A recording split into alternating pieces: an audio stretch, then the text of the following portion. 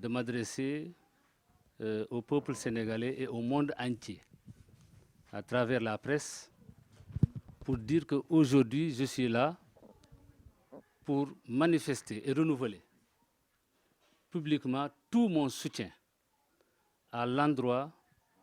du leader de PASTEF, les Patriotes, le président Ousmane Sonko, pour les épreuves qu'on est en train de lui faire subir. Manifester mon soutien, mon accompagnement sur tous les plans et mes prières pour que Dieu le Tout-Puissant puisse le sortir de l'ornière en lui déclarant vainqueur de toutes les manigances, de toutes les épreuves que ses adversaires sont en train de mettre sur son chemin. Je le dis ici, mon soutien sans faille et sans embâche, mais aussi je déplore avec la dernière énergie les développements qui sont en train de se voir. Ces développements ont pour nom la transformation d'une question qu'ils ont pensée et considérée en indiquant que c'est une affaire privée, mais qui est en train de prendre des tournures d'affaires d'État. Parce que quand lui-même, Ousmane, sur recommandation de ses conseils, sur recommandation de chefs religieux et politiques, de chefs traditionnels, a accepté d'aller répondre, nous avons vu les obstacles qui ont été mis sur son chemin, l'empêchant d'aller répondre et confortant la thèse d'un complot ourdi contre sa personne et son projet politique. Je suis le leader de Brabé, je ne suis pas de PASTEF, mais je considère, au vu de tous les développements,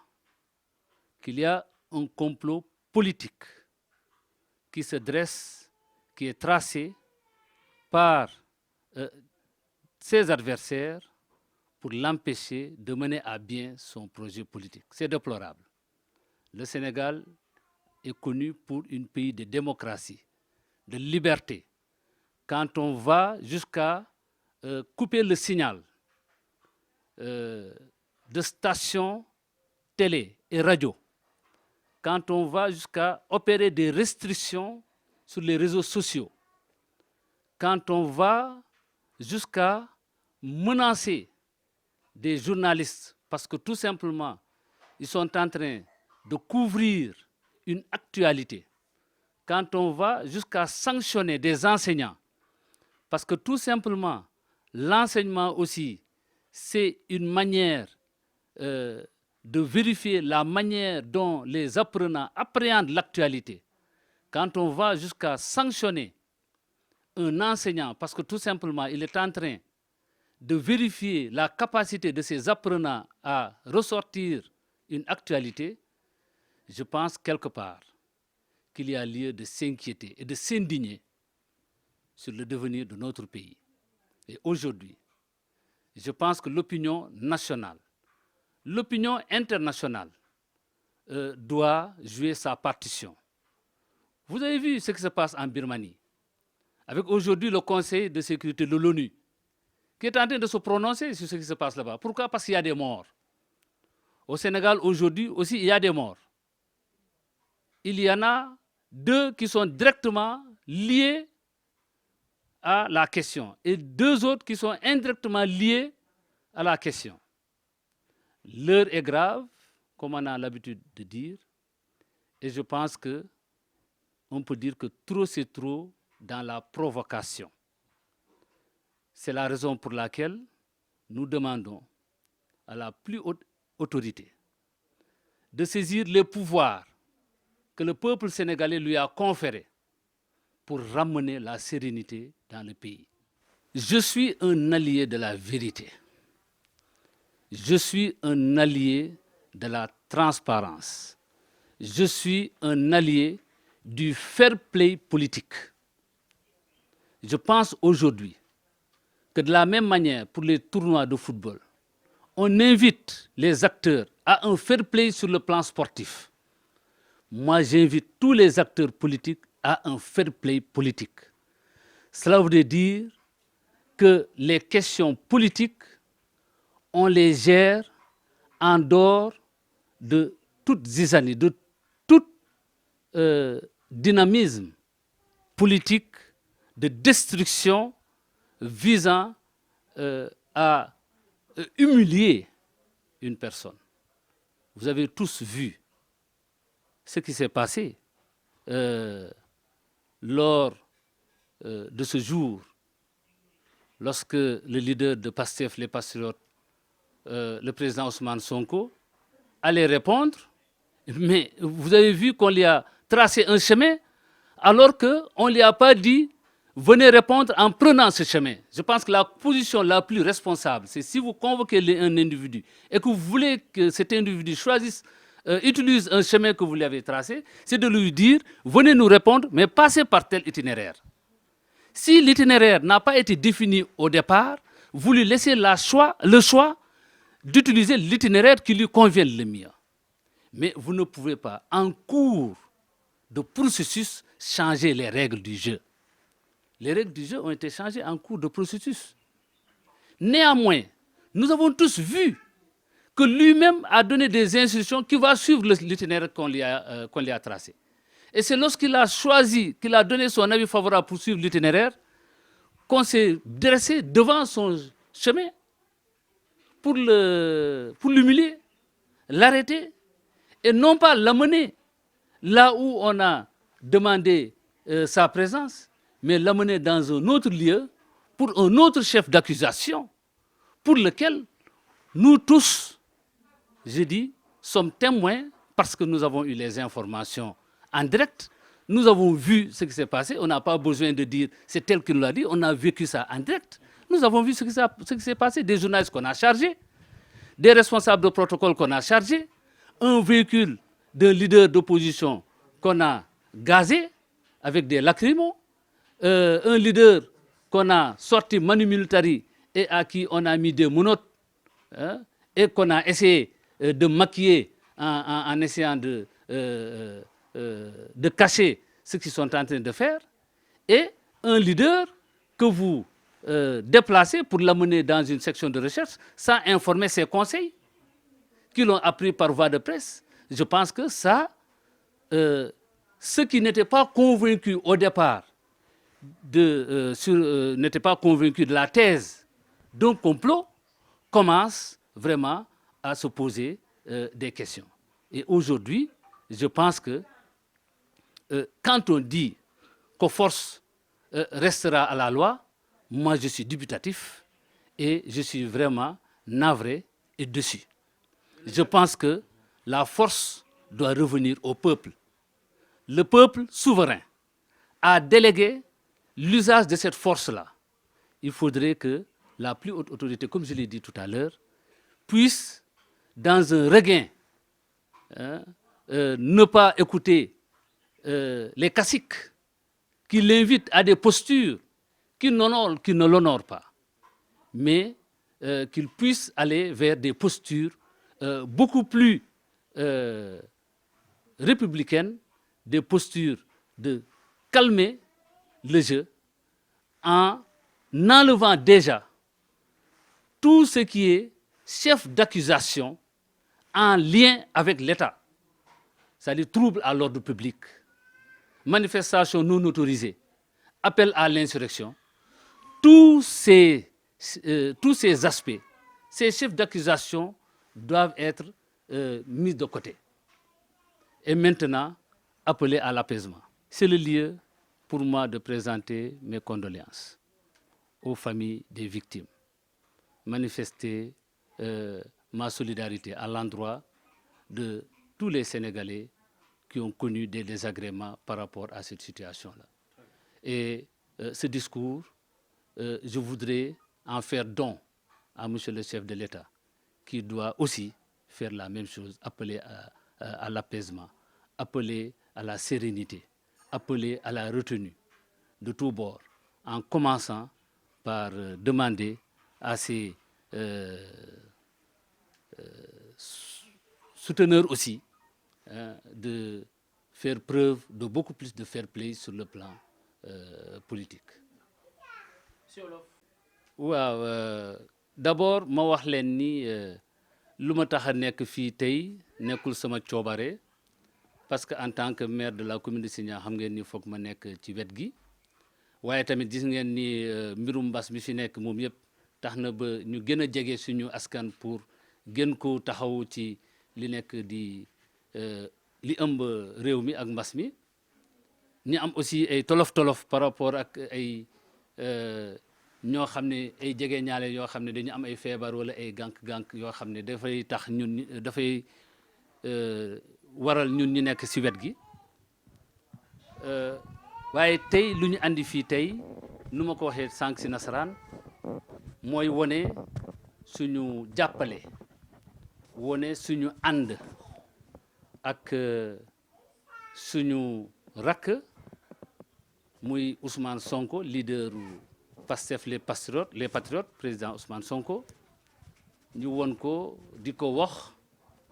si fu mu nekk bu nekkee may nañ ko mu mun a di suivre di leen di déglu parce que xanaa loolu nekk na lu néew loo xam ne war nañ ko mun a may wax ko ni mun na compter si suñu soutien suñu jàppale ci tolof-tolof yëpp yi nga xam ne ñoo nekk ci ndodom fu mu nekk nii ñu wax ko ni ñun ay ñu gëm yàlla lañu wax ko ni yàlla moo mën yàlla moo xam yàlla na ko yàlla mi mën jàppale yàlla génnee ko ci tolof-tolof bu mu nekk nii lii ñu ngi koy wax fii tey mais suñu yàlla teggee ci xat-xat yu ñu nekk nii ba ñu dellu Dakar dañu fexe tamit ba xam fépp fu mu nekk ñu dem jéem ko fekk foofu parce que xam ngeen ni xamuñu yan pexe la ñuy fekk foofu bu ñu gisul benn gàllankoor boo xam ne moom moo ñuy të pour ñu fekki ko dinañ ko fekki nuyu ko sargal ko wane ko suñu jàppale ci xat-xat ak jafe-jafe yi nga xam ne yooyu la nekk nii donc loolu moom moo ñu andi woon fii tey ñu wax ni gis ngeen li xew Birmanie ba ONU jóg parce que am na ñu wàññeeku di wax armée bi bàyyi leen li ngeen di def nii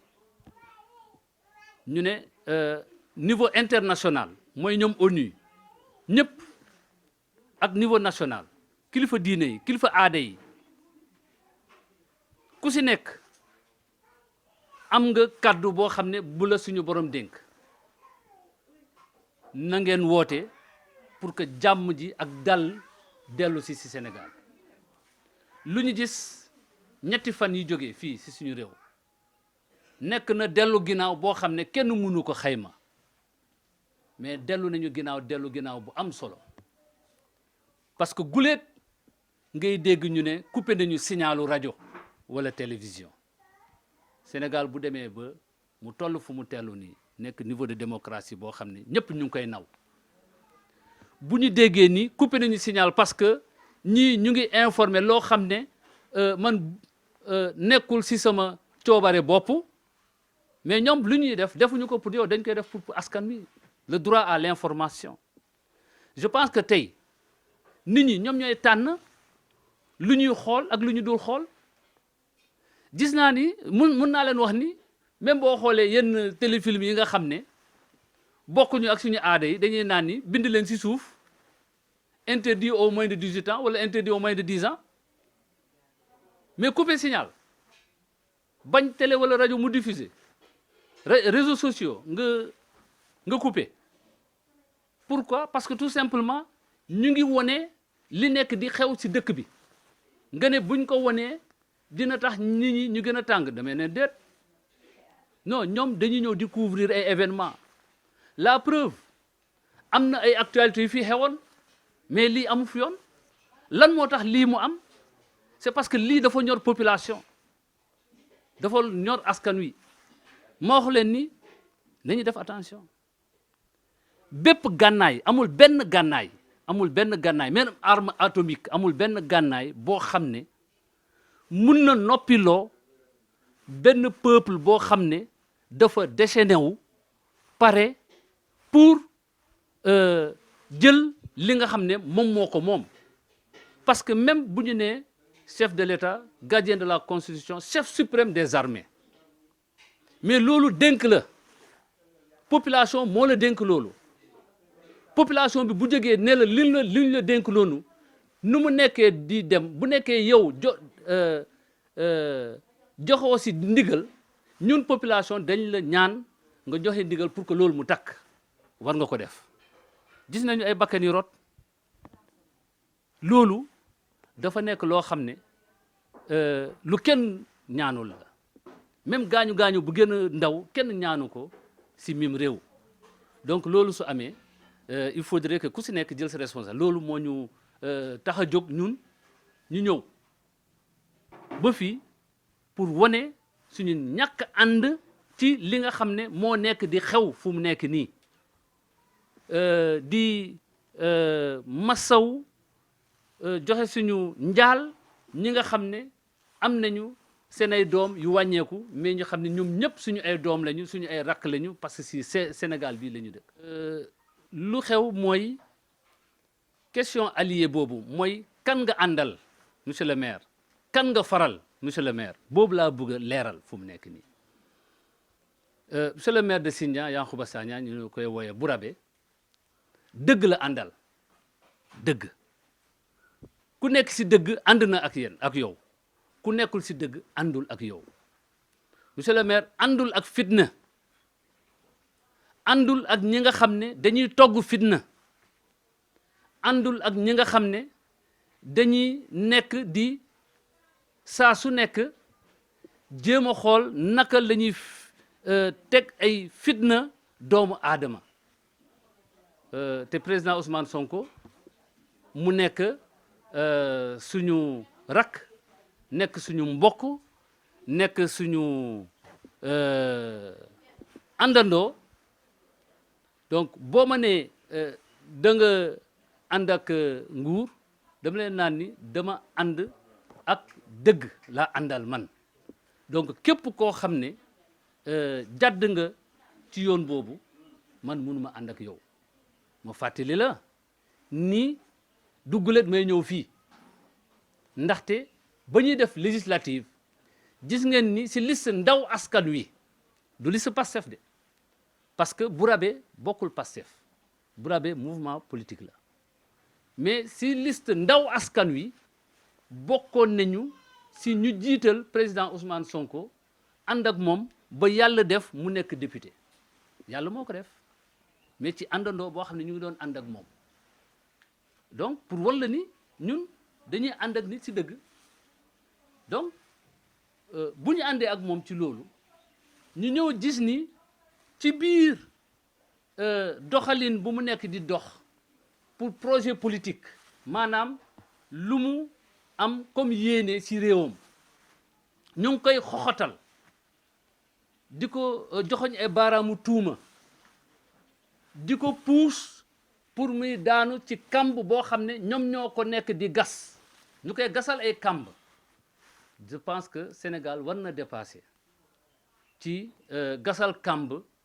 koo xam ne dafa taxaw ne yow li nga yore man soxla naa ko yow li nga yore bindu nu si Siré Dia yow yaa ko war a yore ba yow mi diin Sénégal du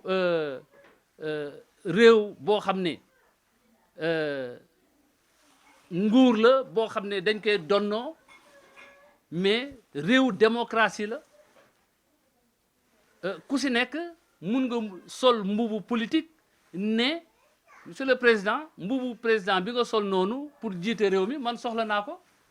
bu nekkee loolu day am waxuma ni yow président la yaa ko def man loolu presque mën naa wax ni mënuma ko firndeel waaye ñëpp teg nañu bët ni monsieur le président am na ñoo xam ne dañu ànd ak yow ñu ngi jéem a gasal pax ñoo xam ne dañu jóg taxaw ne dañuy soxla chaise u président bi nga xam ne moom nga yore te askan baa la ko jox defe naa ne amul kenn koo xam ne ba muy juddu dafa judd rek ñu naan yow da nga juddu pour nekk président donc nit ñi ñoo lay wóolu dénk la donc lu dul jeex amul muy ci nii wala muy si naa lépp day jeex adduna bi sa day jeex nañ ko rafetal nañ ko doxal comme nuñ ko bindee ni confrontation politique nii lay am pouvoir judiciaire bokkul ci confrontation politique pouvoir de police mooy armée beeg ñoom seen bokkul ci compétition politique may woote jàmm di ne armée bi nekkul rôlam maintien de la paix maintien de l'ordre nekkul rôlam moo tax nañu def très attention di gaaw di woo armée ci loo xam ne du loolu moo ko tax a jóg mun na ko tax a jóg mais bu demee ba situation bi nekk catastrophique fu mu nekk ni situation bi nekkul catastrophique parce que monsieur le président boo jógee wax rek affaire bi daal di dellu daal boo jógee ne arrêté leen poursuite yi ngeen di def noonu ay trouble à l'ordre public ay appel à manifestation non autorisé ay comme ni ñu koy waxee appel à l'insurrection yooyu yëpp nga naa leen yooyu monsieur le procureur de la République teg ko fële ngeen bàyyi yeneen affaires yi ñu dem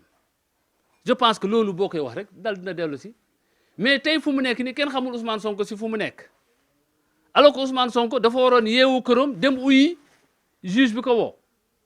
ñu daal di ko xoxotal daal di teg ay lënk-lënk ci yoon bi ba moom ba mu décidé ni léegi damay jaar fi ngeen wax ni foofu lay jaar ñu ne ko ropet ci oto bu mu nekkoon takk loxo yi dugal ko yóbbu ko feneen foo xam ne du foofu la waroon dem ba mu jógee loolu du dëgg te du yoon loolu moo tax du loolu kese moo tax parce que même si affaire viol avec violence bu ñu teg ci ndotom ñun dañu jóg taxaw ne en tant que mbokkom en tant que àndandoom ñun dañu jóg taxaw ku mu neex nga am fi nga far mais ñun dañu jóg taxaw ne ci dossier boobu ñu ngi far ci côté Ousmane Sonko di ko ñaanal mu am ndam démontrer ni luñ koy wax noonu ni viol la ak violence loolu du dëgg amul bu ñu jógee ci loolu ñu gis nit gasal ko kambu trouble à l'ordre public appel à manifestation non autorisée ñu ne loolu ñun teg nañ ci bët gis nañ ko parce que ñu ngi doon suivre ci médias yi loolu amul loolu moom ñun mun am nañ ci firnde parce que gis nañ ko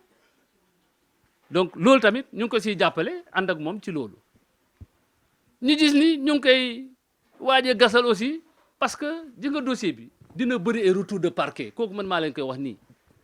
bu ñu kiyee bii ba mu jeex dañuy solli beneen mooy appel à l'insurrection ñu wax ni loolu tamit vraiment nañu xam ni ku bëgg a dee nooy def doo wequ mais da ngay wequ donc constitution moo ko jox droit pour que mu résister bu ñu koy fa xoxotal bu résister ñu ne dafa def appel à l'insurrection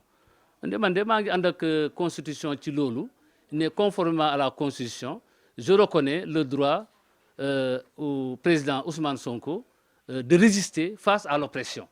constitution moo ko may